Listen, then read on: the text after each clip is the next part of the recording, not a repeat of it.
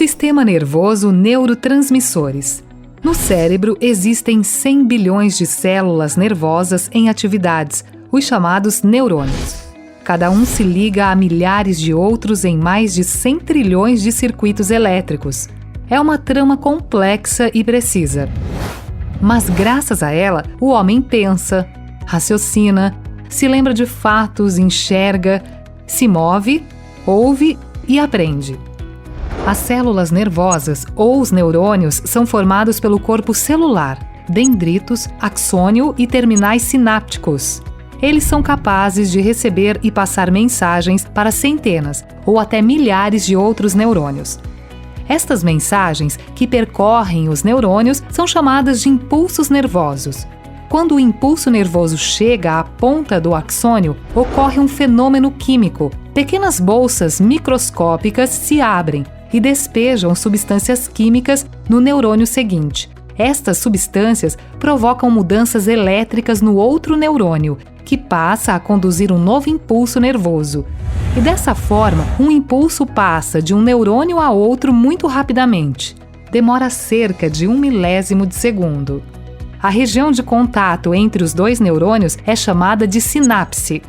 As substâncias químicas que transmitem as mensagens de um neurônio a outro são chamadas de neurotransmissores.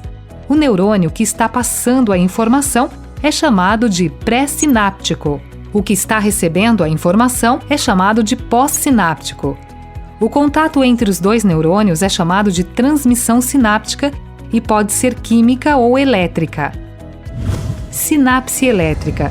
A sinapse elétrica ocorre quando as moléculas passam de um neurônio para o outro, resultando em uma transmissão de informações praticamente instantânea. Muitas vezes, o sinal não consegue ultrapassar eletricamente esse espaço, chamado de fenda sináptica. Ocorre, então, a sinapse química. Sinapse química. A sinapse química acontece quando os neurônios pré-sinápticos liberam, através de minúsculas bolsas ou vesículas, neurotransmissores que vão alcançar os receptores do outro neurônio pós-sináptico. A informação é passada em uma verdadeira rede de neurônios interligados.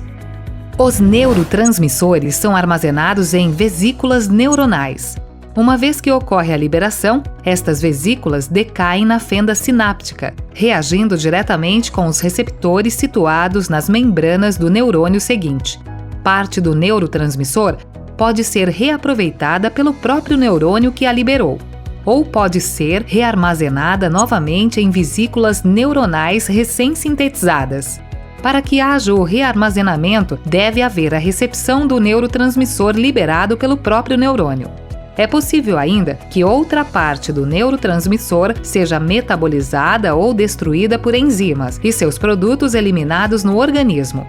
Os neurônios precisam ter sempre à disposição esses neurotransmissores para serem sintetizados a qualquer momento.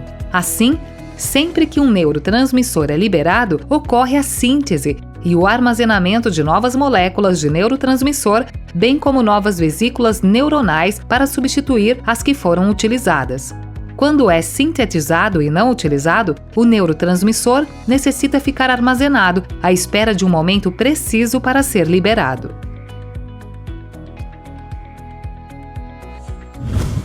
O corpo humano desenvolveu uma grande variedade de neurotransmissores para facilitar a comunicação interna e a transmissão de sinais dentro do cérebro.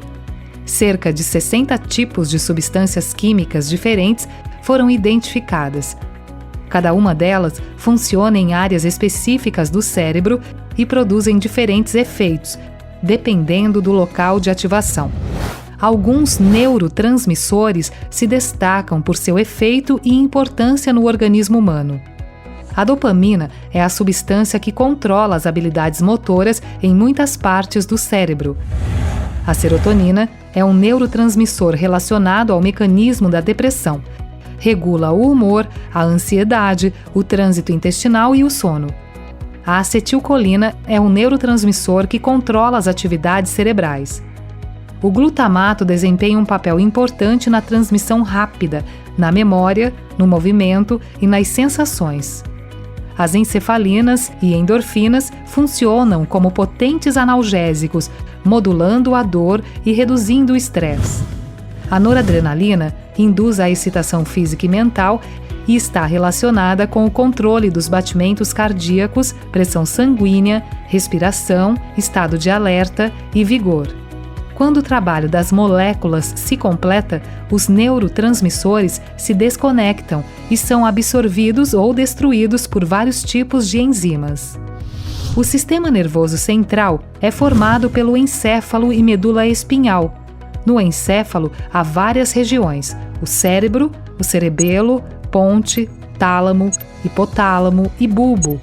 Do encéfalo depende a memória, emoções, sede, fome, linguagem, consciência, inteligência e controla boa parte do que fazemos.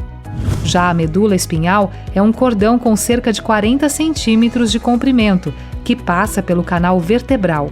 Muitas mensagens nervosas vindo de diversas partes do corpo passam antes pela medula, que as transmite ao encéfalo.